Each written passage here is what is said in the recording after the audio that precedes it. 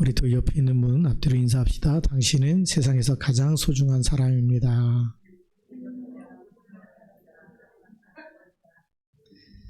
예, 오늘 제목이 내가 여호와께 피하였거늘 이라는 제목입니다. 오늘 시편 11편은 당연히 다윗이 쓴 시라고 되어 있습니다. 그렇죠? 다윗의 시, 또 인도자를 따라 부른 노래라고 이렇게 성경의 제목에 나와 있죠. 이 노래입니다. 우리가 노래를 부르면 오랫동안 가사가 기억나죠. 네. 그래서 이 노래가 그 당시에 유행가라고 얘기합니다. 유행가는 뭐죠? 계속해서 사람 모든 대중이 다 함께 부르기 쉽게 그렇게 작사 작곡이 되었다는 거죠. 그래서 이스라엘 백성 전체가 이 노래를 부르면서 말씀이 각인되는 겁니다. 그래서 다윗은 어려움을 많이 당했습니다. 그때마다 하나님께 피했어요. 여호와는 나의 요새십니다 라고 고백하면서 하나님을 의지했습니다. 그런데 그럴 때마다 사람들은 현실을 보면서 새같이 내 산으로 도망하라 라고 이렇게 얘기합니다. 새가 위험을 느낄 때 후루룩 날아서 숲속으로 산속으로 이렇게 들어가서 숨습니다. 그것처럼 너의 산으로 지금 도망가서 힘들 때 숨으라는 거예요. 이러한 현실 속에서 다윗은 하나님만을 신뢰합니다. 하나님이 계시는 성전으로 가서 기도를 합니다. 하나님만을 의지합니다. 이게 진짜 피하는 길이에요. 내가 여호와께 피하였거늘 이 얘기는 내가 하나님 믿는데 이렇게 자꾸 어려운 일이 나한테 왜 생기지? 내가 하나님 믿는데 왜 나에겐 자꾸 이렇게 안 좋은 건강도 무너지고 삶이 무너지고 힘들고 어려운 일이 자꾸 나에게 왜 생길까? 그때 주위에서 뭐라 그러죠? 교회 가지 말고 다른 걸 하라고 얘기합니다. 그 힘든 거는 네가 가서 열심히 일해서 돈을 벌어야 돼. 지금 네가 교회 갈 때가 아니고 지금 네가 어떻게 해야 될 때라고 다른 걸 얘기하죠. 그런데 그래서 내가 여호와께 피하였거늘이라는 말이에요. 그럼에도 불구하고 수많은 사람들의 소리가 들려올 때 어떻게 해야 되느냐? 진짜 피하는 길이 어딘지 우리가 거기서 또 문제 속에서 답을 찾아야 됩니다. 그러려면 사람의 말에 속지 말아야 됩니다. 네. 그래서 오늘 내 영혼에게 너희가 내 영혼에게 새같이 내 산으로 도망하라 하면 어찌 함인가 그랬어요. 빨리 새가 산으로 도망가는 것처럼 힘들 때 빨리 도망가서 숨으라는 거죠. 그래서 오늘 본론의 첫 번째가 내가 여호와께 피하였거늘 이라는 제목. 다윗은 확실한 신앙 고백을 하죠. 내가 여호와께 피하였거늘. 그러나 주위 사람들은 다윗이 처한 위험한 상황을 보면서 새같이 내 산으로 도망하라. 사울왕이 내 목숨을 찾고 있으니까 빨리 엔게디 동굴로 가서 숨어라. 그리고 그 산속에 숨어서 나타내지 말라는 거죠. 다윗은 그 말에 속지 않습니다. 엔게디 동굴에 숨지만 그러나 그의 진짜 그 영혼은 하나님께 피하고 있는 거예요. 하나님을 의지하고 있는 거예요. 이게 너무 중요한 겁니다. 그래서 우리가 예수는 그리스도십니다. 주는 그리스도십니다. 라고 고백을 합니다. 그리스도는 모든 문제를 해결했다고 하는 답을 가지고 있어요. 그런데 어렵고 힘들면 피하라는 소리가 자꾸 들립니다. 떠나가라, 피해라, 도망가라, 숨어라. 이런 말들이 더 솔깃할 때가 있고 때로 누가 말을 하지 않는데 자꾸 우리 마음속에 사단의 이런 메시지를 우리에게 자꾸 집어넣어줘요. 힘들지? 이제 네가 그만해라. 그만 다녀라. 교회도 그만 다녀라. 너는 믿음이 없기 때문에 기도해도 소용이 없다. 자꾸 우리에게 불신앙을 자꾸 갖다 줍니다. 이런 소리를 들을 때 우리가 또다시 언약을 놓쳐야 되느냐? 내가 지금 여호와께 피해 있고 주는 그릇하고 고백하고 있는데도 안 되는 문제, 힘들고 어려운 문제, 위기를 만났을 때 어떻게 해야 되느냐라는 거죠. 이때도 우리는 문제 속에서 위기 속에서 답을 하나님 말씀 속에서 찾아야 됩니다. 그래서 하나님과 소통하는 사람은 사람의 말에 흔들리지 않습니다. 다윗은 오늘 4절 말씀해 보니까 여호와께서는 그의 성전에 계시고 4절에서 답을 딱 찾아요. 하나님께서 어디에 계신다고요? 성전에 계신다. 그러니까 힘들수록 뭐 하겠다는 얘기죠? 나는 예배하겠다는 거예요. 하나님이 계신 곳에 가서 나는 기도하겠다는 거예요. 예. 내가 여호와께 피하여 했는데도 불구하고 위기가 오고 어려움이 오고 또 질병도 생기고 자꾸 삶이 무너지고 자꾸 경제도 무너지고 다 무너질 때에 여호와께 피하여 했는데도 이렇게 문제가 온다? 그럴 때 다윗이 찾은 답처럼 하나님을 신뢰하는 사람이 되길 바랍니다. 하나님께 피하는 사람이 되길 바랍니다. 하나님께 나아가 기도하는 사람이 되길 바랍니다. 그래도 여호와께서 하나님의 성전에 계시기 때문에 내가 그 성전에 가서 하나님께 예배하고 기도하겠다. 바로 여호와의 보좌는 하늘에 있으며 그의 눈이 인생을 통촉하시고 그의 안목이 그들을 감찰하시도다. 하나님이 나를 지금 통촉해서 모든 것을 다 알고 계신다. 나의 모든 것을 다 알고 계시고 나의 생사복을 주관하고 계시는 그 하나님께 나를 맡기겠다는 거예요. 우리는 자꾸만 무너지면 마음이 무너지고 믿음이 무너지고 흔들리면 자꾸 세상을 붙잡으려고 그래요. 돈을 붙잡으려고 그러고 사람을 붙잡으려고 그러고 또 권세 있는 사람, 빽 있는 사람을 붙잡으려고 그래요. 그래서 거기서 또 속습니다. 하나님의 절대 주권을 믿는 믿음의 사람이 되길 바랍니다. 그게 진짜 우리가 이 답을 놓쳐버리면 우리 인생 계속 방황할 수밖에 없어요. 두 번째로 보면 터가 무너지면 의인이 무엇을 하랴라고 되어 있습니다. 터가 무너지면 이게 무슨 터입니까? 우리 집 터가 무너졌다. 그럼 집이 무너진 겁니다. 집이 없으면 어떻게 하죠? 방황할 수밖에 없는 거예요. 그런 일들이 일어나는데 오늘 2절에 보면 악인이 활을 당기고 화살을 시위에 먹이며 마음이 바른 자를 어두운 데서 쏘려 하는도다. 얼마나 지금 위험한 일을 만났습니까? 마음이 바른 사람, 내가 정말 여호와께 피하였고 하나님만 의지하는데 근데 악인이 어두운 데서 그 의인을 향해서 화살을 쏘려고 한다는 거예요. 죽이려고 한다는 거죠. 그러면서 터가 무너지면 그랬어요. 국가 기반이 무너지면 국민들은 노예가 되고 포로가 되고 속국이 됩니다. 그럴 수밖에 없겠죠. 이스라엘이 AD 70년에 로마의 디토 장군에 의해서 예루살렘이 함락되면서 나라를 잃어버립니다. 1948년 독립할 때까지 전 세계를 흩어지면서 유리방황하게 됩니다.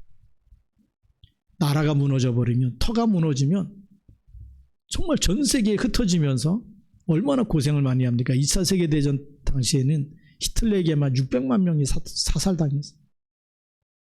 가스실에 원인도 모르고 끌려가는 거. 거기서 죽어 나간 사람들이 600만 명이라고 얘기하죠. 터가 무너지면 그런 일들이 생기는 겁니다. 회사가 부도나면 어떻게 되죠? 회사원들이 다 직장을 잃어버리게 돼요. 그런 경제가 무너지고 굉장히 어려움이 오는 거죠. 예. 각자 살 길을 찾아서 방황할 수밖에 없는 겁니다. 마찬가지로 삶의 터가 무너지면 더 이상 살아갈 힘이 없어지는 거죠. 이때 의인이 무엇을 하랴 그랬습니다. 무엇을 합니까? 그 답을 또 4절 말씀에서 찾는 거예요. 여호와께서는 그의 성전에 계시고. 예. 그래서 초대교인들은 예수 믿으면서 굉장히 많은 어려움과 핍박을 당했어요.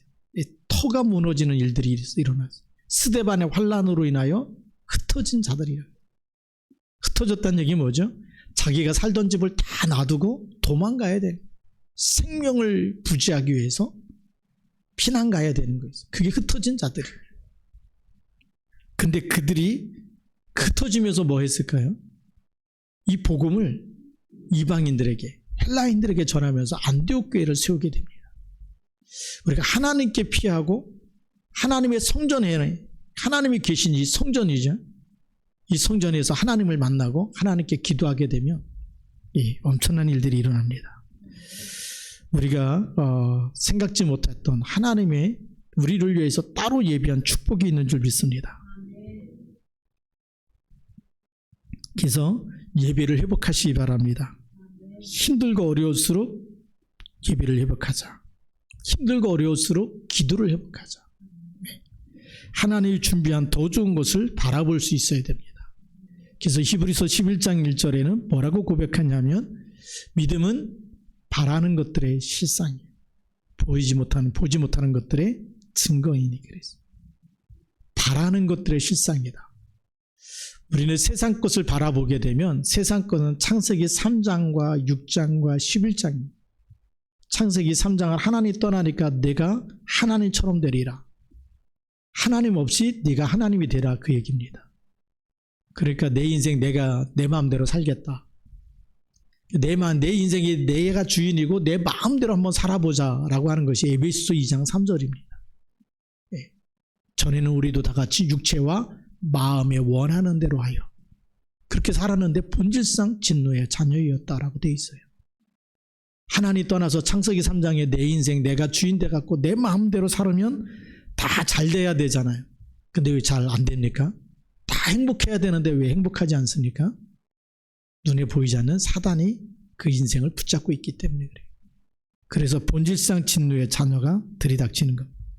진노가 계속 진노와 저주와 재앙이 기다리고 있기 때문에 내 인생 내 마음대로 사는데 지옥 배경 속에서 못 빠져나온다는 거예요. 창세기 6장에는 세상 걸 붙잡고 사는데 복 받으려고 막 우상 숭배도 하고 점도 치고 어떻게든지 복 받으려고 점쟁이한테 가서 물어보잖아. 왜요? 잘 되려고. 그렇죠? 그게 네피림 시대입니다. 하늘에서 떨어진 그 악한 영이 사람 속에 들어가서 완전히 귀신 문화, 우상 문화 시대를 만들어 버렸어요. 이런 시대에 우리가 살아가고 있습니다. 어떻게 해야 됩니까?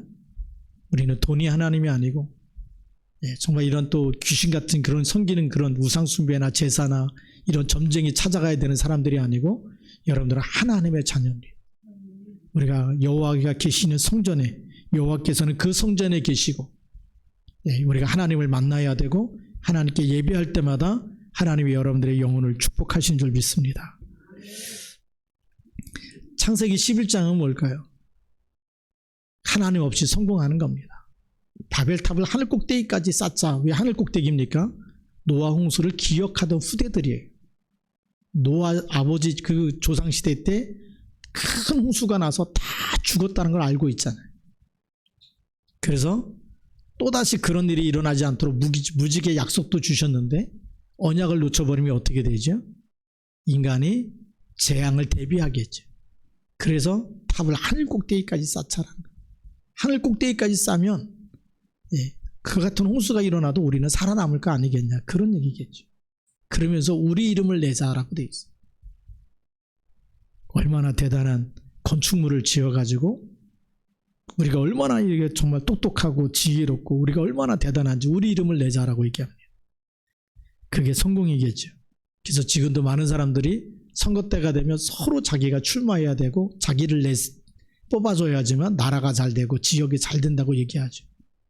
지금까지 우리가 얼마나 많은 의원들을 뽑았습니까? 그렇죠? 근데 진짜 하나님 나라가 임합니까? 아니죠. 사람이 주는 게 아니에요. 진짜 평안함은 사람이 줄 수가 없는 거예요.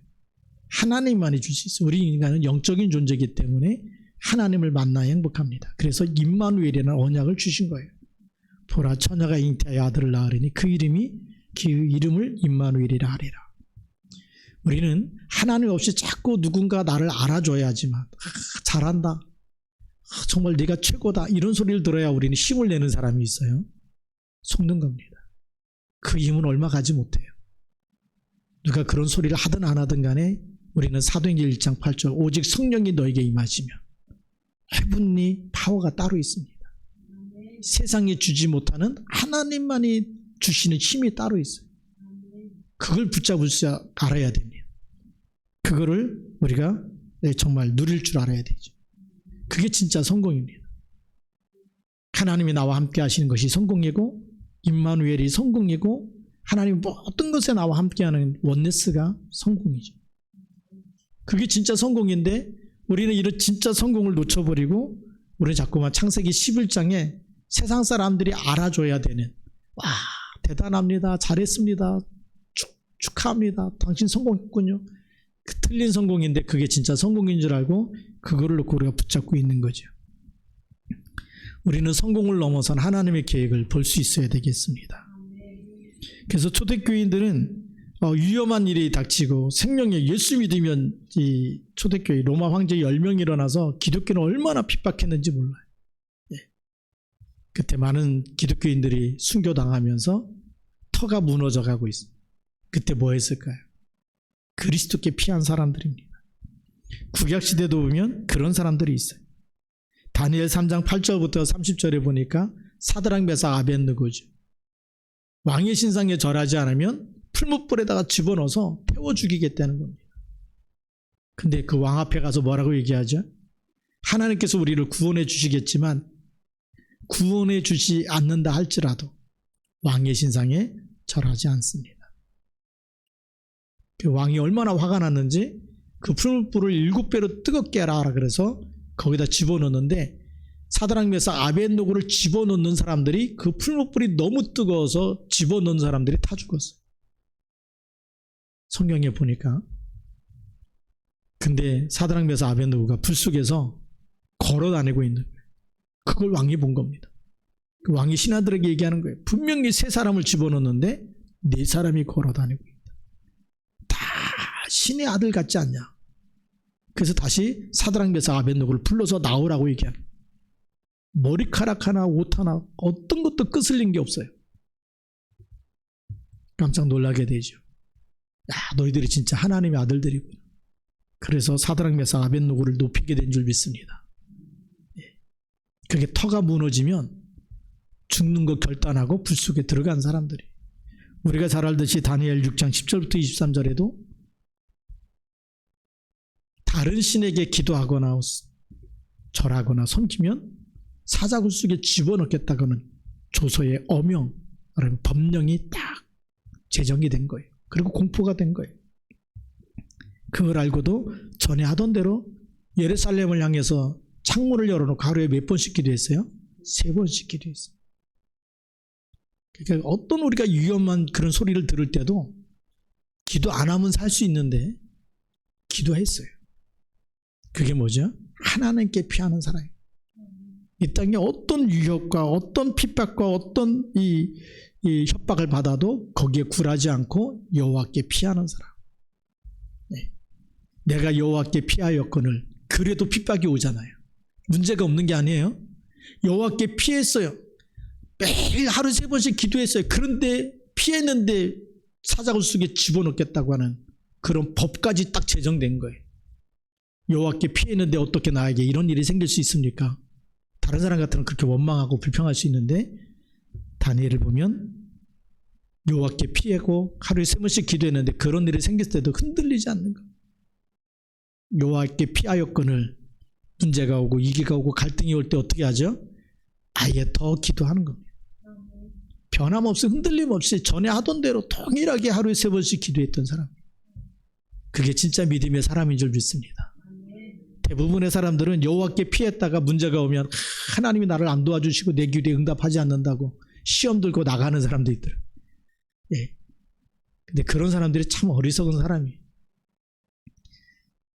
예수 믿으면 아무 문제가 없는 게 아니에요. 예수 믿는데도 문제가 있고 위기가 있고 갈등이 있어요. 그럴 때 내가 여호와께 피하였거늘 이 말씀 딱 기억하면서 우리는 어떻게 해야 된다고요? 더 예배하는 사람, 더 기도 속에 들어가는 사람, 네, 더 언약을 붙잡는 사람, 네, 다니엘처럼 흔들림 없이 전에 행하던 대로 그대로 하루 3번씩 기도하는 사람. 그게 일심 전심 지속의 사람입니다. 그게 진짜 믿음의 사람이에요. 오늘 저는 성경을 보면서 야, 다윗이 정말 믿음의 사람 맞구나. 문제가 왔어요. 하나님께 피했는데도 문제가 오고, 그리고 사람들이 수많은 그런 불신앙의 소리를 들을 때 그때 4절에 있는 말씀 딱 붙잡고 여호와께서는 그의 성전에 계시고 여호와의 보좌는 하늘에 있음이에요. 그의 눈이 인생을 통촉하시고 그의 안목이 그들을 감찰하시도다. 하나님이 나의 모든 것을 다 알고 계시고 책임지고 계신다. 하나님이 나의 아버지 맞습니까? 여러분들이 걱정할 필요가 없습니다. 그렇죠? 하나님이 정말 나의 아버지가 맞고 하나님이 그리스도를 보내서 나를 하나님의 자녀 삼으시고 끝까지 세상 끝날까지 하늘과 땅의 모든 권세 가지고 함께 있겠다고 약속하신 것이 맞다면 문제가 올수록 우리는 주는 그리스도라고 더 고백해야 됩니다. 그렇죠. 그래서 고린도후서 5장 1절에 초대교인들은 핍박이 오고 문제가 오고 죽음의 위기가 왔을 때 어떻게 고백하느냐. 고린도후서 5장 1절 보니까 만일 땅에 있는 우리의 장막 집이 무너지면 하나님께서 지으신 집 곧 손으로 지은 것이 아니요 하늘에 있는 영원한 집이 우리에게 있는 줄 아느니라. 터가 무너지면 의인은 어떻게 한다? 더 영원한 하나님이 무너지지 않는 영원한 하나님의 집을 바라보고 하나님께 피한다는 거예요. 더 언약 속으로 들어간다는 거예요. 요한복음 14장 1절부터 6절을 말씀해 보면 너희는 마음에 근심하지 말라. 하나님을 믿으니 또 나를 믿으라. 그러면서 무슨 말씀하십니까? 내가 너희를 위하여 처소를 예비하러 가노라. 예수님이 우리를 위해서 뭘 준비하신다고요? 처소를 예비한다. 이 땅에 수많은 문제가 왔고 쓰러질 것 같고 힘들 것 같고 무너질 것 같은데 그때 걱정하지 말라는 거예요. 그래서 2절 말씀 요한복음 14장 2절에 보니까 내 아버지 집에 거할 곳이 많도다. 그렇지 않으면 너희에게 일렀으리라. 내가 너희를 위하여 거처를 예비하러 가노니 가서 너희를 위하여 거처를 예비하면 내가 다시 와서 너희를 내게로 영접하여 나 있는 곳에 너희도 있게 하리라. 얼마나 멋있는 말씀입니까? 우리의 터가 이 땅에서 무너지면 염려하지 마십시오. 나 이렇게 망해버리면 어떡하냐? 내가 죽으면 어떡하냐? 불치병 때문에 죽을 수도 있고 여러분 경제 문제가 와서 완전히 파산 날 수도 있고 여러분들의 인생이 다 무너질 수 있어요. 근데 예수님이 하신 말씀 놓치지 마십시오. 내가 너희를 위하여 무너지지 않는 집을 우리에게 준비해 놓고 거기를 우리를 부르시겠다는 겁니다. 이 땅에 있는 거 다 무너져도 우리는 어떻게 해야 되죠? 여호와께 피하는 사람, 여호와의 성전에서 예배드리는 사람, 내 목숨이 다하는 날까지 나는 예배에 성공하겠습니다. 나는 기도의 사람이 되겠습니다. 나는 믿음의 사람이 되겠습니다. 그 고백을 하는 사람은 절대 무너지지 않는 거예요. 하나님이 붙잡고 계신 줄 믿습니다. 자, 마지막 세 번째로는 하나님의 심판입니다. 5절과 6절 또 7절까지 보면요. 여호와는 의인을 감찰하시고 악인과 폭력을 좋아하는 자를 마음에 미워하시도다. 하나님이 악인과 폭력을 좋아하는 자를 마음에 사랑하는 적이 없어요. 하나님 앞에는 죄가 있으면 어떻게 되죠? 죄의 값은 사망이기 때문에 하나님을 본 사람은 죽었어요. 그렇죠? 죄값부터 치러야 돼요. 하나님을 그래서 구약시대는 하나님 만났다 그러면 죽었어. 그래서 하나님이 직접 만나면 죽으니까 천사를 보내시는 거예요. 모세도 하나님과 대면해서 얘기했는데 근데 하나님을 보지 못해요. 하나님의 음성을 들어 볼 수가 없는 거죠. 하나님을 의로우신 분이기 때문에 죄에 대해서는 죄의 값은 사망입니다. 반드시 죄를 치를 수밖에 없죠. 그래서 심판이 왜 있느냐? 악인과 죄인에게 그 값을 매기는 것이 심판이에요. 그래서 하나님 우리를 창조하셨기 때문에 하나님은 심판주가 되신 줄 믿습니다. 그래서 우리 개인의 종말이 있는 거예요. 우리가 죽은 그 후에는 히브리서 9장 27절에 보니까 사람이 한 번 죽는 것은 사람에게 정한 것이요 그 후에는 뭐가 있어요? 심판이 있으리니. 하나님 앞에 서야 되는 거예요. 그런데 이 죄의 문제에서 완전히 빠져나올 수 있는 길이 그리스도인 줄 믿습니다. 빠져나오는 이 심판에 이르지 않고 사망에서 생명으로 옮겨질 수 있도록 하나님이 우리에게 누구나 다 심판받으면 구원받을 사람이 한 명도 없어요. 그렇죠? 아무리 지구상의 인구가 75억이 된다 할지라도 그 75억의 인구가 하나님 앞에 서면 다 100% 다 심판받을 수밖에 없어요. 그래서 하나님이 그 사망에서 건져내기 위해서 그리스도를 보내신 거예요. 그리스도에게 우리의 죄를 다 담당시키시고 죄값으로 십자가에서 죽게 하신 거예요. 그래서 우리를 위해서 대속물로 오셨고 그 은혜의 복음을 믿는 사람마다 사망에서 생명으로 옮겨지도록 축복하신 줄 믿습니다. 하나님 이렇게 우리에게 은혜까지 베풀었는데 제일 악한 사람이 누구냐? 하나님을 안 믿고 하나님이 보내신 그리스도의 복음을 받지 않는 사람이 제일 악한 사람이에요. 그렇죠. 세상에는 많은 의인이 있습니다. 그래서 세상이 말하는 의인이 누굴까요? 많은 어려운 사람들에게 도움을 준 사람, 또 죽어가는 사람을 살린 사람, 이게 의인이라고 얘기하죠. 하나님이 보실 때 의인은 누굴까요? 하나님이 볼 때 의인은 예수 그리스도를 영접한 사람입니다. 왜요? 그 피를 보고 뭐가 없다고 얘기하죠? 죄가 없다고 하시는 겁니다. 예수 그리스도의 피를 보고 죄가 없다고 한 사람이 의인이에요. 착한 일 많이 한 사람이 의인이 아니라 예수 그리스도를 믿고 그 피로 구속함을 받은 사람, 죄사함을 받은 사람을 의인이라고 말하는 겁니다. 근데 우리는 아직도 우리가 각인이 착한 일 많이 한 사람이 의인이라고 생각하는 거예요. 그래서 자꾸만 복음이 희미해지는 거예요. 그리스도의 이 복음이 희미해지니까 우리가 그리스도의 피로 구속함을 받았는데도 불구하고 구속함을 받은 사람을 또 우리는 율법으로 보는 거예요.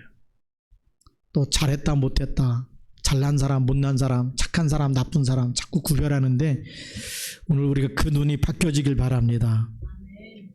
복음의 눈으로 사람을 볼 수 있어야 됩니다.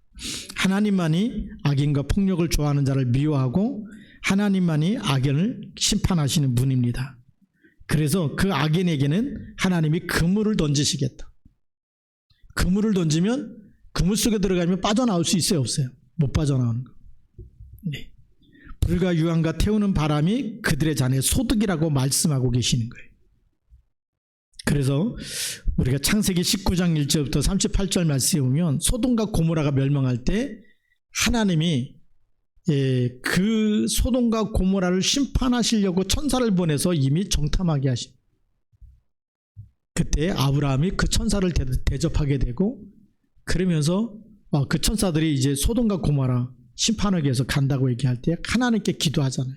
의인 50명만 있어도 이 성을 심판하지 말아주십시오. 45명만 있어도 40명만 있어도 30명만 있어도 그래 나중에 몇 명까지 가죠? 10명만 있어도. 그래서 이제 기도가 끝난 겁니다. 10명만 있어도 하나님이 소돔과 고모라를 심판하지 아니하게. 근데 소돔과 고모라가 멸망했을까요? 악인이 많아서가 아니라 그 성을 살릴 의인이 없어서요. 의인 10사람이 없어서. 오늘 우리가 이 땅에 저주와 재앙을 막는 기도의 사람, 의인이 되길 바랍니다. 예, 복음을 가진 사람이 돼야 되고 복음을 전하는 사람이 돼야 되는 거죠. 그래서 오늘 6절 말씀에 다시 보면 악인에게 그물을 던지시리니 불과 유황과 태우는 바람이 그들의 잔에 소득이 되리로다. 소돔과 고모라가 멸망할 때를 보니까 롯의 사이들이 하나님이 분명히 이 땅에 여기 불과 유황으로 이 성을 불태워 버리실 거다. 빨리 도망가라 그랬는데 사이들은 믿었어요? 농담으로 여겼어요? 농담으로 여겼다고 돼 있어요. 사이들은 사실 구원을 못 받습니다. 그래서 롯과 그리고 그 딸들이 아내는 나오다가 뒤를 돌아봐서 소금기둥이 되고 그래서 롯과 그 딸들이 이제 그 소돔과 고모라를 떠나면서부터 하나님이 거기에 불과 유황불로 쏟으셔서 거기를 완전히 태워버리십니다. 그게 성경에 기록되어 있고 역사에도 기록되어 있는 일들이죠. 하나님은 의로우사 의로운 일을 좋아하십니다. 의로운 일을 좋아한다는 얘기는 뭘까요? 하나님께 피하는 사람, 하나님께 예비하는 사람, 오늘도 주는 그리스도라고 고백하고 붙잡는 사람, 무슨 일이 있어도 흔들리지 않고 언약을 굳게 붙잡는 사람이 하나님 볼 때 의인입니다. 네. 착한 일 많이 한 사람도 의인이겠지만 하나님 보실 때 의인은 하나님이 보내신 그리스도를 붙잡고 그 이름으로 굳게 서는 사람입니다. 그 이름 가지고 승리하는 사람이 의인이에요. 그래서 7절 말씀을 다시 보면 여호와는 의로우사 의로운 일을 좋아하시나니, 의로운 일을 좋아하시는 겁니다. 그 노아 홍수 때도 잠깐 보면 하나님이 사람이 어려서부터 생각이 너무 악해요. 그래서 다 쓸어버리겠다고 하나님이 결정하시죠. 근데 노아를 볼 때 어떤 사람이라고요? 의로운 사람이다. 의로운 사람이라는 얘기는 뭐죠? 그리스도의 피 언약을 가지고 있는 사람이다. 그래서 노아 홍수 끝날 때에 다시 이렇게 제물을 잡아서 피 제사를 드리잖아요. 홍수가 끝나면서 피 언약을 알고 있는 사람이 의로운 사람이에요. 오늘도 우리가 주는 그리스도라고 고백하는 사람, 예수 그리스도께서 모든 문제를 다 끝냈다고 하는 그 언약을 붙잡는 사람이 하나님이 볼 때 의로운 사람입니다. 그래서 사단에게 속지 말고 여호와께 피하였는데 또 안 좋은 일이 생기고 힘든 일이 생기고 위기가 갈등이 올 때마다 그 사람들의 말에 무너지지 말고 그런 사단이 주는 메시지에 속지 말고 그때도 예배하고 기도하면서 그리스도의 이름을 굳게 붙잡은 사람이 의로운 사람인 줄 믿습니다. 그 사람을 하나님이 좋아하신다는 거예요. 끝까지 주는 그리스도 붙잡고. 누가복음 18장 1절부터 또 9절 말씀에 또 보면 불의한 재판장에 가서 과부가 계속 자기의 그 한을 풀어달라고 계속 얘기합니다. 불의한 재판장이 과부의 소원을 들어주잖아요. 그러면서 예수님이 하신 말씀이 내가 올 때, 내가 세상에 다시 올 때 믿는 자를 보겠느냐 그랬어요. 예수님이 세상에 다시 올 때쯤 되면 사람들이 끝까지 그리스도 붙잡는 게 아니라 세상을 붙잡고 쓰러져 가고 있다는 거예요. 여호와께 피해놓고 또다시 다른 걸 붙잡고 있는 사람들이 너무나 많다는 거예요. 우리는 끝까지 변함없이 일심전심 지속으로 그리스도 붙잡는 사람이 되길 바랍니다. 그런 정직한 자는 그의 얼굴을 배우리로다. 하나님 함께하는 위드 임마누엘 원네스의 축복이 나타날 줄로 믿습니다. 그렇게 해서 어려움이 와도 하나님께 피하는 사람, 예배하며 기도하며 하나님의 은혜를 구하는 사람, 체질이 될 때까지, 그리고 일심전심 지속으로 어떤 일이 있어도 여호와께 피하였거늘 문제가 와도 또 여호와께 피하는 것, 또 주는 그리스도라고 고백하는 사람, 믿음의 사람이 되기를 주님의 이름으로 축복합니다. 기도하시겠습니다. 같이 한번 우리도 통성으로 1, 2분만 기도합시다. 하나님, 내가 하나님께 피했고 내가 예수 믿는데 나에게 어려움이 있어요. 그래도 내가 주를 의지합니다. 그리스도의 이름으로 해결하여 주옵소서. 그리스도의 이름으로 성령의 충만함을 주옵소서. 시험에 들지 않게 하시고 하나님 나에게 새 힘을 주옵소서. 같이 한번 우리 또 기도하겠습니다. 살아계신 하나님 아버지 감사합니다. 오늘도 우리가 이 언약 굳게 붙잡고 믿음으로 굳게 서게 하여 주시옵소서. 하나님의 말씀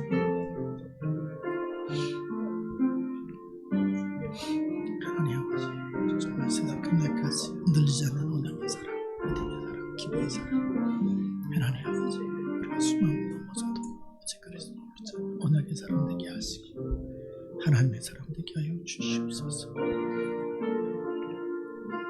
하나님 또 우리가 들려갑니다. 그때마다 하나님 쓰러지지 않는 언약의 사람 되게 하옵소서. 성령으로 충만케 하여 주시옵소서. 하나님 그래도 우리가 날마다 그리스도를 고백할 때마다 이 땅의 모든 저주제물과 사단의 영광을 바라는 그런 날이 속히 올 줄로 믿습니다. 그날까지 승리케 하옵소서. 하나님 아버지 감사합니다. 오늘도 하나님 우리가 여호와께 피하였고 또 우리가 예수 그리스도를 믿는데 많은 어려움이 찾아오고 위기와 갈등이 올 때가 많습니다. 그럴 때도 우리가 시험에 들지 않게 하시고 또 사람의 말에 속지 않게 하여 주시고 그럴 때도 여호와의 성전에서 예배하며 기도하며 오직 하나님만 바라보며 주는 그리스도라고 고백하고 기도하면서 끝까지 우리의 인생을 생사복을 주관하시고 우리 인생을 통찰하시고 통촉하시는 하나님만 바라보게 하시고 그리스도 이름만 부를 수 있는 오직의 사람 되게 하여 주시옵소서. 믿음의 사람 되게 하여 주시고 끝까지 정말 흑한 것을 무너뜨리는 기도의 파수꾼, 빛의 파수꾼, 말씀의 파수꾼 되게 하옵소서. 일심전심 지속으로 하나님 계속 끊임없이 흔들림 없이 주님만 바라봄으로 승리하는 언약의 백성 되게 하옵소서. 우리 주 예수 그리스도의 이름으로 감사하며 기도드립니다. 아멘. 우리 찬송가